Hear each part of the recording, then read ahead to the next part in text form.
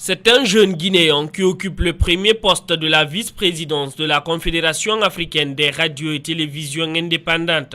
La structure est nouvelle, son premier vice-président est le secrétaire général de l'URTELGUI et en même temps coordinateur général du groupe de médias Gangan. Aboubakar Kamara a pris part à la mise en place du bureau exécutif qui s'est tenu au Maroc. Il parle des objectifs de la Confédération africaine des radios et télévisions indépendantes. L'objectif général de cette confédération, c'est la diversification des relations de partenariat, de collaboration, d'échange de services entre les différents médias des différents pays de l'Afrique. La presse africaine en général est encore en train de se chercher, pour ne pas dire cherche encore son identité, parce que nous sommes assujettis à ce qu'on appelle la domination de l'information occidentale.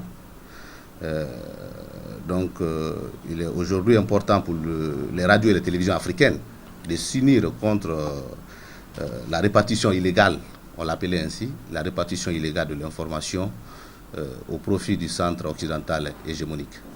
Aboubakar Kamara explique son élection par l'ambition qu'il a toujours animée. C'est des entretiens que j'ai eu en aparté avec quelques responsables. Par exemple, mon confrère de la Côte d'Ivoire, de la radio ZAM, mon confrère marocain de la radio MFM, Maroc Média, tout ça, et puis d'autres. Les entretiens qu'on a eus, et puis l'ambition que j'avais pour cette confédération. Je vous ai dit qu'il était impérieux, il était important pour nous de mettre en place une confédération panafricaine qui puisse gérer les médias dans le sens général.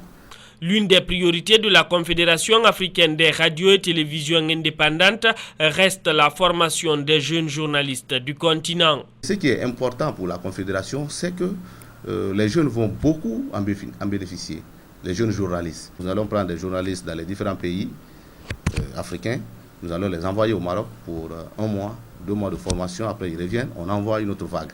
La Confédération africaine des radios et télévisions indépendantes compte ouvrir ses portes à d'autres pays africains. Le bébé, il est né, donc il faut essayer de l'entretenir et en même temps essayer de faire une politique d'approche pour les autres qui n'ont pas pu prendre part à cette conférence, pour que la prochaine conférence que nous allons avoir dans quelques mois, que tous ces États puissent prendre part, parce que nous voulons d'une Afrique solide et d'une Afrique forte de par son information à l'interne.